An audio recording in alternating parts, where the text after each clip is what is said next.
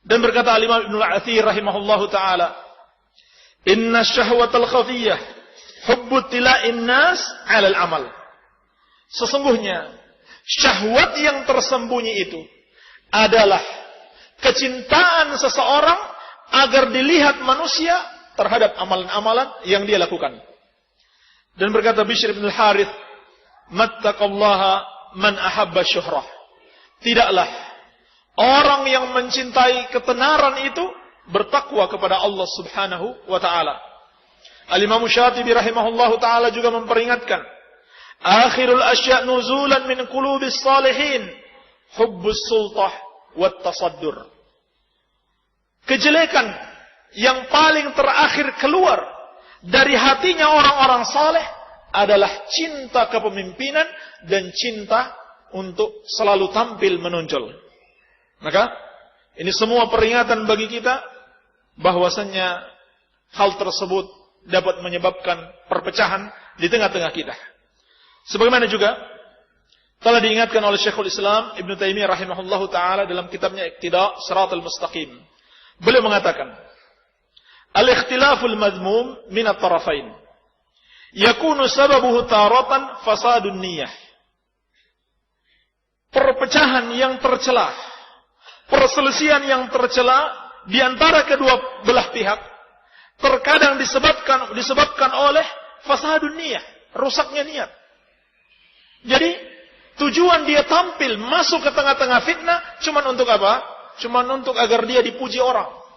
Cuman untuk agar dia dikenal sebagai orang yang memiliki peran di dalam dakwah.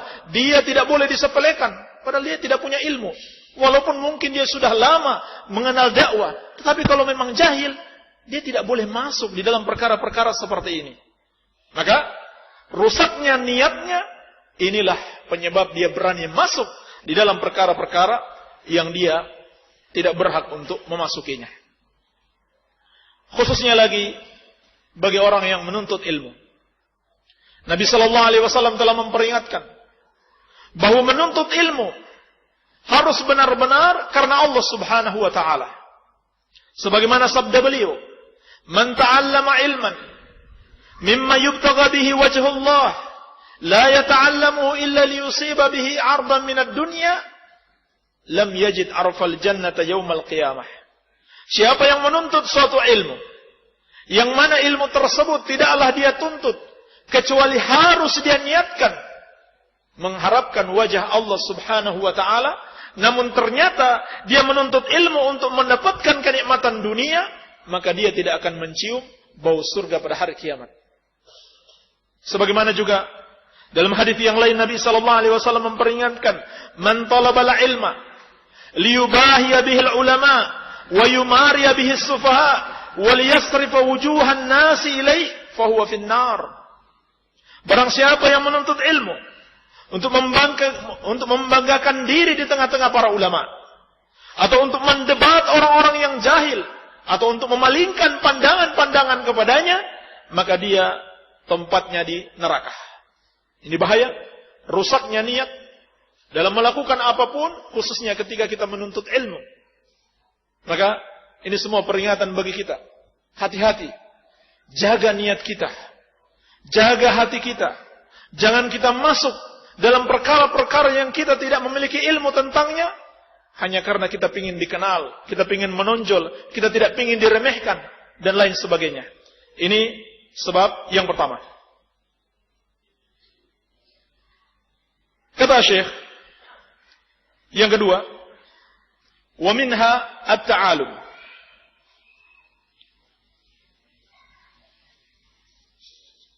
Di antara sebab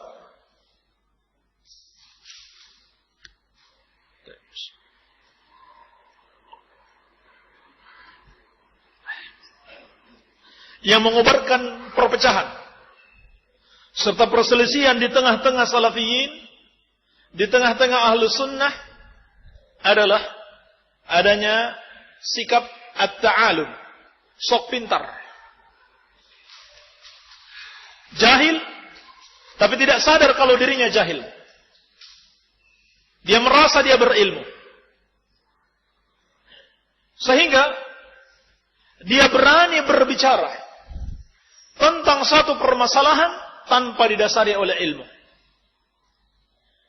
Inilah di antara sebab yang membuat perpecahan itu semakin meluas. Perselisihan itu semakin mendalam.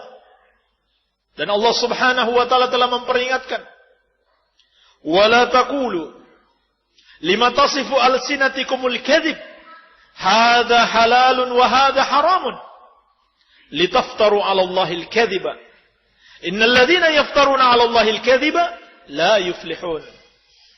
Dan janganlah kalian mengucapkan dengan apa yang disifatkan oleh lisan-lisan kalian secara dusta. Allah namakan orang yang berani berbicara tanpa ilmu, berarti dia berdusta. Berani mengatakan hadza halalun wa hadza haramun. Ini halal dan ini haram. Ini boleh dan ini tidak boleh. Seharusnya begini, seharusnya tidak begitu. Padahal dia tidak memiliki ilmu tentang itu. Maka Allah namakan ini ucapan dusta. Dan bukan sembarang dusta, tetapi litaftaru 'ala Allahil kadhiba. Dengan itu kalian membuat-buat kedustaan atas Allah. Innal ladzina yaftaruna 'ala Allahil kadhiba la yuflihun. Sesungguhnya orang-orang yang membuat-buat kedustaan atas Allah, mereka tidak akan beruntung. Dan juga telah Allah peringatkan, "Qul innama harrama rabbi al-fawahish ma dhahara minha wa ma batan wal ithma wal baghya bighairi al-haqq wa an tusyriku billahi ma lam yunazzil bihi sultanan wa an taqulu 'ala Allahi ma la ta'lamun." Katakanlah, Rabbku hanya mengharamkan perbuatan-perbuatan yang keji, yang nampak maupun yang tersembunyi, perbuatan dosa dan perbuatan kezaliman tanpa hak, dan kalian menyekutukan Allah yang kalian tidak memiliki ilmu tentangnya. Allah tidak menurunkan ilmunya tentang itu. Wa an taqulu 'ala Allahi ma la ta'lamun, dan Rabbmu mengharamkan kalian mengucapkan atas Allah apa yang tidak kalian ketahui. Maka apabila seorang berani berbicara tentang agama Allah, tentang masalah-masalah yang terjadi di antara ahlus sunnah yang menyebabkan mereka berpecah belah, padahal dia tidak memiliki ilmu tentangnya, dia telah melakukan suatu dosa yang sangat besar. Hendaklah kita berhati-hati. Dan para ulama telah memberikan peringatan. Bagaimana terjadinya perselisihan disebabkan adanya orang yang berani masuk ke situ, padahal dia tidak berhak untuk masuk kepadanya karena kejahilannya. Berkata Imam Syafi'i rahimahullah, "Wa qad taqallama fil ilmi man law amsaka an ba'di ma takallama fihi minhu lakana al-imsaku aula bihi." Dan sungguh telah berani berbicara tentang ilmu orang-orang yang apabila mereka diam dari sebagian apa yang mereka katakan tersebut, sesungguhnya diamnya itu merupakan sesuatu yang lebih baik bagi mereka. Wa aqrabu minas salama lahu insyaallah. Demikian pula diamnya mereka itu lebih dekat daripada keselamatan. Lebih dekat dengan keselamatan insyaallah taala daripada mereka berbicara. Demikian pula Al-Hafidz Ibnu Hajar Al-Asqalani rahimahullahu taala berkata, "Idza takallama al-mar'u fi ghairi fannihi ata bihadhihi al-ajaib." Apabila seorang berani berbicara dalam perkara yang bukan keahliannya di situ, maka dia akan mendatangkan hal-hal yang mengherankan. Hal-hal yang mengherankan karena menyelisihi syariat Allah Subhanahu wa taala. Demikian pula Al-Imam Sufyan Ats-Tsauri rahimahullahu taala ketika beliau ditanya tentang orang yang haddatsa qabla an yata'ahhal, dia menyampaikan hadis sebelum dia benar-benar memiliki ilmu tentangnya, beliau mengatakan, "Idza kathural mallahun gharaqatis safinah." Apabila semakin banyak orang yang menggarami sebuah kapal, banyak orang yang melakukan di situ hal-hal yang tidak sepatutnya, maka gharaqatis safinah, kapal itu akan tenggelam. Demikian pula Al-Imam Ibnu Hazm rahimahullahu taala juga memperingatkan, "La afata 'alal ulumi wa ahliha adarru minad dukhala fiha. Tidak ada suatu yang lebih merusak ilmu dan orang-orang yang berilmu melebihi ad-dukhala fiha. Orang-orang yang masuk berbicara tentang ilmu wa huwa min ghairi ahliha, padahal dia bukan termasuk orang yang ahli di dalam bidang tersebut. Ini celaan bagi orang yang memasuki suatu permasalahan tanpa memiliki ilmunya. Dan juga dikatakan oleh sebagian salaf, "Lau sakata man la ya'lam la saqatal khilaf." Apabila orang yang tidak tahu itu diam, niscaya khilaf itu akan hilang. Niscaya perselisihan dan perpecahan itu akan hilang apabila orang-orang yang tidak mengerti permasalahannya itu diam. Kalau tidak tahu, mending diam. Jangan berbicara, sadar atau tidak sadar. Kalau dia berani berbicara, maka dia akan lebih menyebabkan perselisihan itu semakin besar. Ini yang kedua. Yang ketiga kata Syekh, wa minha taqdis al-ashkhas. Di antara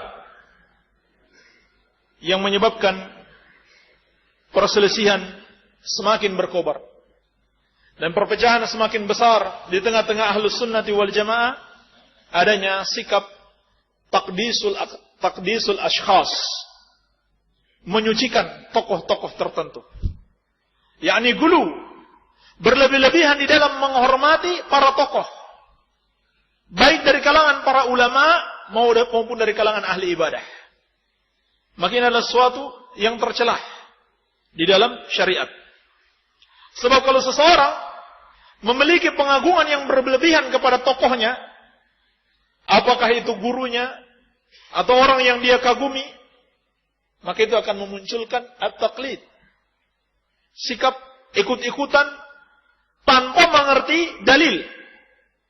Dan yang adalah sikap yang tercelah di dalam syariat. Allah Subhanahu wa taala telah mencela orang-orang yang diazab di hari kiamat kelak dikarenakan mereka ikut-ikutan kepada orang-orang yang mengajak mereka kepada kesyirikan. Wa yauma ya'uddu adh-dhalimu 'ala yadayhi yaqulu ya laitani ittakhadtu ma'ar rasuli sabila. Dan pada hari orang yang zalim itu menggigit kedua tangannya karena menyesal dia pada hari kiamat. Dia gigit kedua tangannya. Dia berkata, andaikan dahulu saya mengikuti jalan Rasul. Ya wailata, laitani lam attakhidh fulanan khalila.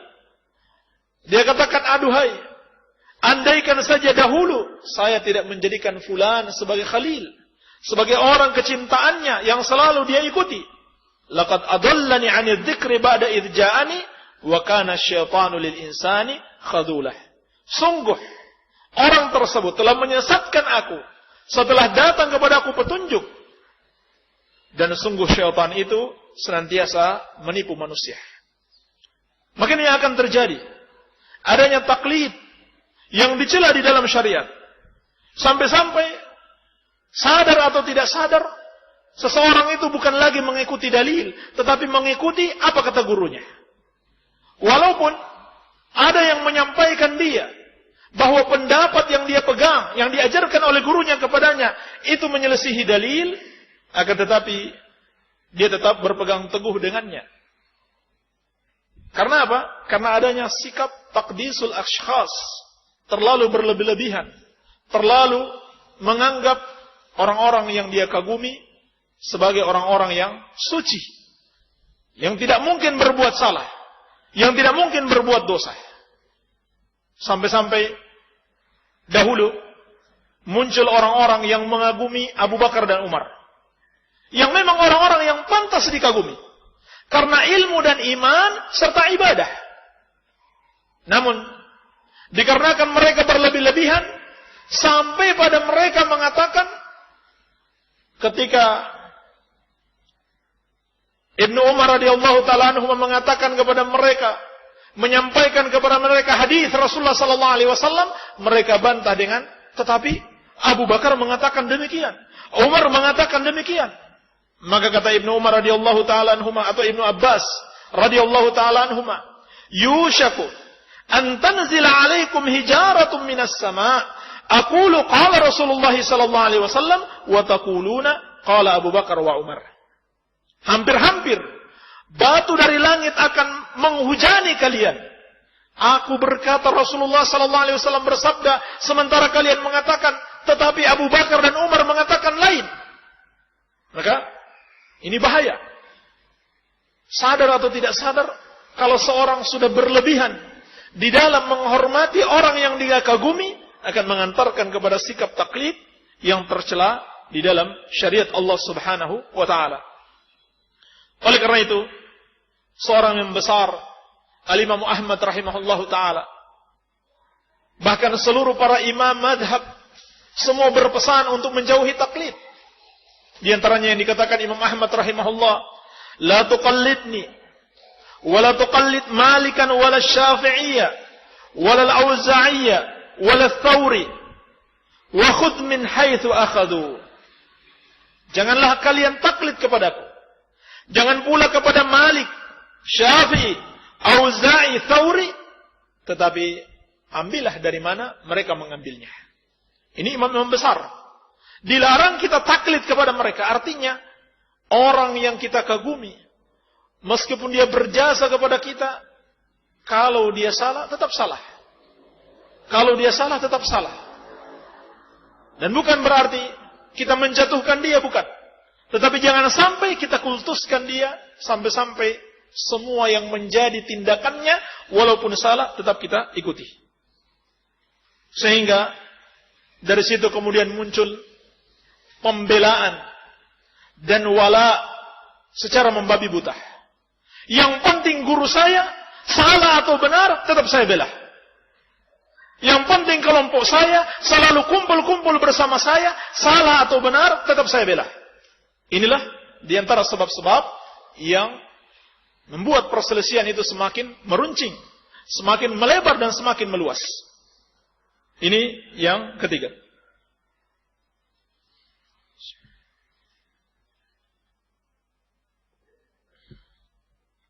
Yang keempat kata Syekh, wa minha al-jahlu bin nusus asy-syar'iyyah. Di antara sebab perpecahan di tengah-tengah Ahlus Sunnati wal Jamaah adalah kebodohan terhadap nas-nas syariat. Yakni kebodohan terhadap dalil. Yaitu munculnya orang-orang yang alhamdulillah di satu sisi kita bersyukur. Mereka menghafal Al-Quran. Mereka menghafal hadis-hadis Rasulullah sallallahu alaihi wasallam. Mereka menghafal Matan Umdatul Ahkam, hadis Arba'in, menghafal Bulughul Maram, bahkan menghafal Sahih Bukhari dan Sahih Muslim. Walhamdulillah, ini suatu yang disyukuri. Tetapi bersamaan dengan itu, muncul orang-orang yang dia hanya bisa menghafal, tetapi tidak berusaha memahami kandungan dan makna setiap ayat maupun hadis-hadis yang dia hafalkan tersebut. Sehingga kebodohannya ini, dia sadar atau tidak sadar, bagaikan orang yang memiliki senjata, tapi dia tidak tahu cara mempergunakannya. Dia hafal Al-Quran, dia hafal hadis, dia hafal dalil-dalil, tetapi dia tidak tahu bagaimana cara berdalil, bagaimana cara menempatkan dalil-dalil tersebut. Pada akhirnya apa? Dia menyalahkan setiap orang yang kelihatannya menyelisihi apa yang dia hafalkan. Ini diantara sebab yang membuat perselisihan dan perpecahan di tengah-tengah Ahlus Sunnati wal Jamaah semakin melebar. Dari situ kemudian muncul sikap at-tasarru' fit tabdi' wa tahzib. Terburu-buru, tergesa-gesa di dalam membid'ahkan saudaranya yang dia lihat telah menyelisihi dirinya, atau menghizbikan saudaranya yang dia lihat telah menyelisihi apa yang dia hafalkan. Dia tidak mengerti bahwasannya di dalam memahami dalil-dalil Al-Quran wa Sunnah perlu bimbingan para ulama. Dan para ulama bahkan telah buat kaidah-kaidah yang memudahkan kita untuk memahami dalil. Di antara kaidah besar yang sering terlupakan dan tidak dipahami oleh sebagian orang adalah seperti yang dikatakan para ulama, yukhtaru a'lal maslahatain wa yurtakabu akhaful mafsadatain inda tazahum. Hendaklah dipilih kemaslahatan yang lebih besar dari dua kemaslahatan. Dan hendaklah juga dipilih kemafsadatan atau kerusakan atau dosa yang lebih ringan dari dua kerusakan atau dua dosa. Inda at-tazahum, apabila terjadi pertentangan antara keduanya. Ini di antara kaidah yang apabila kita tidak paham, terkadang kita menyalahkan saudara kita karena menyelisihi dalil yang kita ketahui.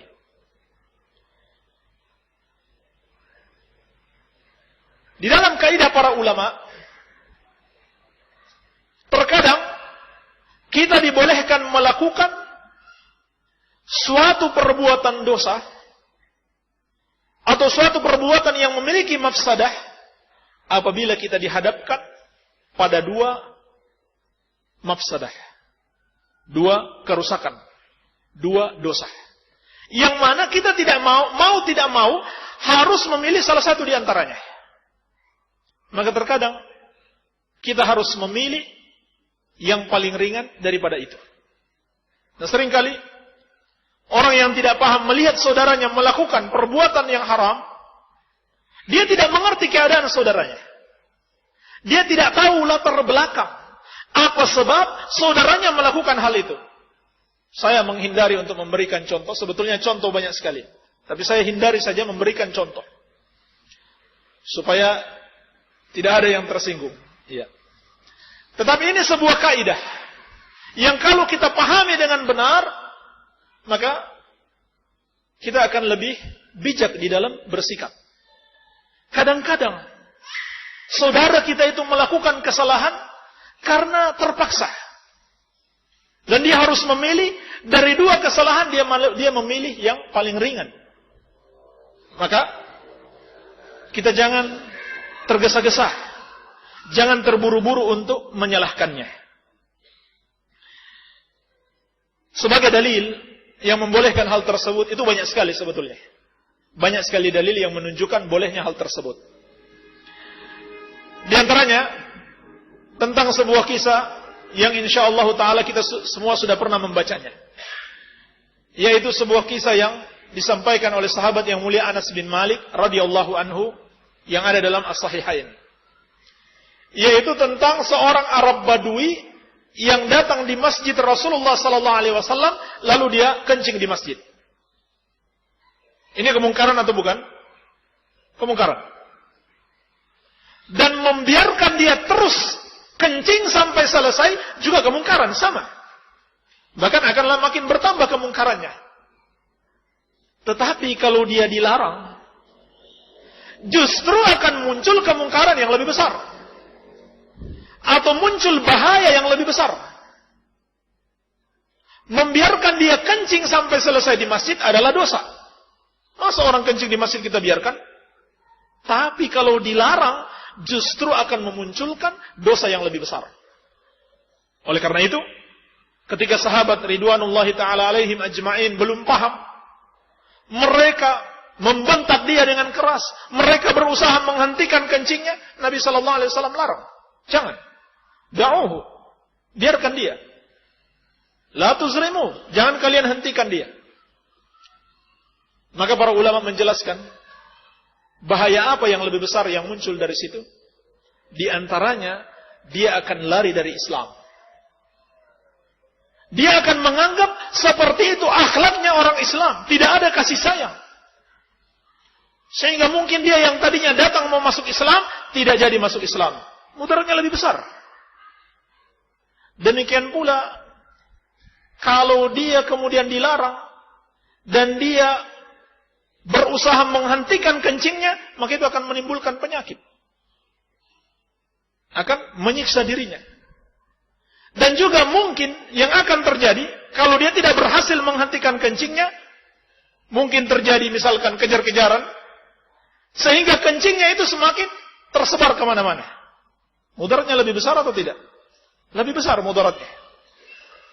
Maka, terkadang, saudara kita melakukan suatu hal yang secara zahir jelas sekali menyelisihi syariat. Tetapi, hendaklah kita jangan terburu-buru di dalam bersikap. Kita teliti dulu, apa latar belakangnya dia melakukan itu. Apa sebabnya? Mungkin justru dia melakukan hal yang tepat karena dia dihadapkan pada dua keadaan yang dia harus memilih salah satunya dan dua-duanya adalah dosa. Maka dibolehkan dia memilih yang paling ringan. Oleh karena itu, Syekhul Islam Ibnu Taimiyah rahimahullahu taala berkata, "Laisal aqil alladhi ya'lamul khaira minasyarr." Bukanlah seorang yang berakal itu yang sekedar mengetahui kebenaran dan kebaikan, kebenaran dan keburukan, atau kebaikan dan kejelekan. Wa innamal aqil alladhi ya'lamu khairal khairain wa syarral syarrain. Tetapi orang yang berakal itu adalah orang yang dapat mengetahui dari dua kebaikan mana yang terbaik. Dan dia juga dapat mengetahui dari dua kejelekan mana yang terjelek. Yang terbaik untuk dia amalkan, yang terjelek untuk dia jauhi. Sehingga dia memilih yang lebih ringan kejelekannya. Ini hakikat orang yang berakal. Sehingga dikatakan oleh penyair, "Innal labiba idza bada min jismihi maradani mukhtalifan dawa al-akhtara." Sesungguhnya seorang yang berakal itu, apabila muncul daripada jasadnya dua penyakit yang berbeda, maka dia akan berusaha mengobati dulu yang paling berbahaya penyakitnya. Kata Syekhul Islam, "Wa hadza tsabitun fi sa'iril umur." Dan prinsip ini sabit, harus tetap ada fi sa'iril umur, di dalam setiap perkara. Maka kesimpulannya di sini adalah nasihat bagi kita untuk jangan terburu-buru di dalam menyikapi saudara kita yang bersalah. Baik. Yang kelima, kata Syekh, wa minha, di antara sebab yang menimbulkan perselisihan di tengah-tengah ahlus sunnah adalah iradatul idrar bil akharin wa qasdut tashwish. Keinginan untuk menimpakan bahaya kepada orang lain. Dan bermaksud memang untuk membuat huru-hara.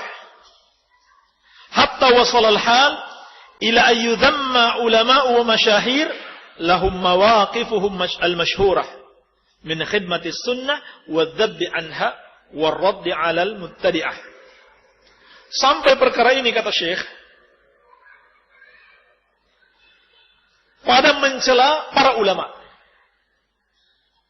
Keinginan untuk merusak dan membuat huru-hara di tengah-tengah ahlus sunnah, sampai mencela para ulama yang terkenal, memiliki jasa-jasa yang besar, jasa-jasa di dalam berkhidmat kepada sunnah, membela sunnah, dan membantah ahlul bid'ah. Jadi, ini keadaan yang digambarkan dan disaksikan oleh Syekh yang terjadi di tengah-tengah ahlus sunnah. Adanya orang-orang yang memang senang merusak, senang menimpakan bahaya. Sampai-sampai mereka berani mencela para ulama ahlus sunnati wal jamaah untuk membuat perpecahan di tengah-tengah salafiyin. Maka di sini kita ingatkan, berhati-hatilah di dalam kehormatan saudara-saudara kita.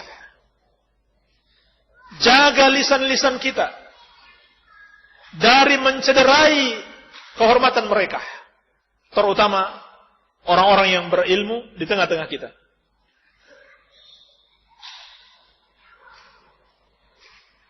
Baik. Terutama orang-orang yang berilmu di tengah-tengah kita. Allah Subhanahu wa taala telah mengingatkan betapa tingginya derajat para ulama. Yarfa'illahu alladhina amanu minkum walladzina utul ilma darajat. Allah telah mengangkat orang-orang yang beriman di antara kalian dan orang-orang yang berilmu beberapa derajat. Maka menjatuhkan kehormatan para ulama, menjatuhkan kewibawaan orang-orang yang berilmu di tengah-tengah kita adalah sebuah kejahatan yang besar. Allah telah tinggikan mereka, tetapi kita malah menjatuhkan mereka. Ini dosa yang sangat besar yang akan menyebabkan perselisihan di tengah-tengah salafiyin. Sudah habis waktunya ya? Baik.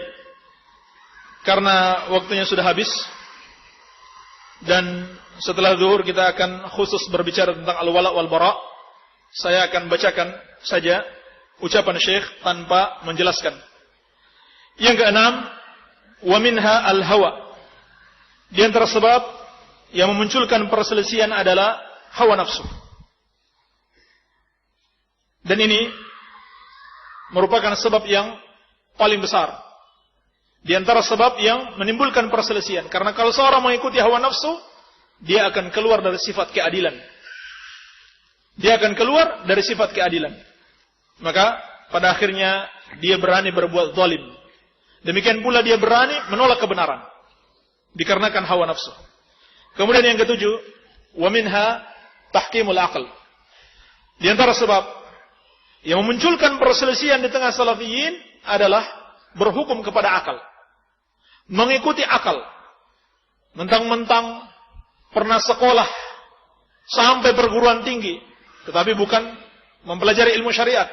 Mentang-mentang pernah berorganisasi, mengikuti berbagai macam bentuk organisasi, mengikuti rapat-rapat, kongres-kongres, musyawarah dan lain sebagainya, sehingga permasalahan-permasalahan ad-din dia mau kembalikan kepada akal. Ini berbahaya di antara sifat yang menyebabkan perselisihan di tengah-tengah ahlus sunnati wal jamaah. Kemudian yang kedelapan kata Syekh, wa minha at-ta'assub li nihla aw syakhsin aw ra'yin. Adanya sikap ta'assub. Sikap ta'assub, fanatisme terhadap kelompok atau terhadap seorang tokoh atau terhadap pemikiran tertentu. Ini adalah sebab yang menimbulkan perselisihan di tengah-tengah salafiyin. Kemudian yang kesembilan yang terakhir, Syekh mengatakan, wa minha wujudu mundasina mimman yastadu fil ma'il akir baina atba'il anbiya wal mursalin. Adanya orang-orang yang menyusup di tengah-tengah salafiyin dan memancing di air keruh di tengah-tengah para pengikut al-anbiya wal mursalin, para nabi dan rasul alaihi wassalatu wassalam. Wa yaslukuna fi dzalika masalika syattah. Dan untuk hal tersebut, untuk memancing di air keruh di tengah-tengah barisan ahlus sunnah, mereka menempuh berbagai macam metode. Al-amr alladhi tarrasa al-firqah wal ikhtilaf baina ashabil manhajil wahid, yaitu perkara yang dapat menyebabkan firqah, perpecahan dan perselisihan di antara orang-orang yang berpegang teguh pada manhaj yang satu. Famin tilkal masalik, maka di antara metode mereka, beliau sebutkan 4 di sini. Yang pertama, taqwilu syakhs ma lam yakul wa dhulmuhu wal qawlu alaihi bighairi ilmin. Menyandarkan sebuah ucapan kepada seseorang padahal dia tidak mengucapkannya. Berdusta atas nama si fulan. Fulan mengatakan demikian dan demikian padahal dia tidak mengatakannya. Menzalimi dia dan berbicara atasnya tanpa ilmu. Yang kedua, wa minha batrul kalam lihajatin fi nafsil mutakallim. Memotong ucapan karena ada satu kepentingan dalam diri orang yang berbicara tersebut. Aw fi nafsil batir alladhi batara al-kalam liyushawwiha sum'atahu. Atau karena satu kepentingan yang ada dalam diri orang yang memotong ucapannya untuk menjelek-jelekan orang yang dipotong ucapannya tersebut. Jadi kalau dia berbicara, dipotong ucapannya, kemudian disampaikan, sehingga maksudnya menjadi lain. Yang ketiga kata Syekh, wa minha tahmilu qawlihi ma la yahtamil. Membawa ucapan saudaranya kepada makna yang tidak diinginkan oleh saudaranya. Saudaranya memaksudkan lain, dia tafsirkan ke makna lain. Atau dia tidak tahu menahu apa yang dimaksudkan oleh ucapan saudaranya dibawa kepada makna yang buruk. Dan di sini Umar bin Khattab radhiyallahu anhu pernah menasihatkan, "Wala tadhunna kalimatan takhruju min akhika su'an wa anta tajidu fil khairi mahmalah." Janganlah kamu menyangka satu kalimat yang keluar dari saudaramu dengan persangkaan yang buruk, sementara engkau masih bisa membawa ucapannya kepada makna yang baik.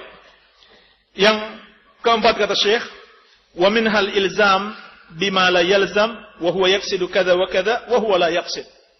Yang keempat, metode mereka untuk memancing di air keruh, menyebabkan perpecahan di tengah ahlus sunnah adalah mengharuskan makna yang diucapkan saudaranya kepada makna-makna tertentu, padahal saudaranya tidak bermaksud demikian. Kemudian di bagian akhir, Syekh rahimahullahu taala menjelaskan bahwasannya tujuan mereka melakukan hal tersebut adalah untuk memecah belah di antara para ulama atau para talabatul ilmi atau seluruh ahlus sunnati wal jamaah. Dan beliau juga memperingatkan di bagian akhir nasihat beliau agar para ulama, agar orang-orang yang berilmu, agar para guru itu berhati-hati. Berhati-hati dari orang-orang yang mereka anggap thiqah, yang mereka anggap terpercaya. Jangan serta-merta menerima berita begitu saja, karena bisa jadi mereka salah membawa berita.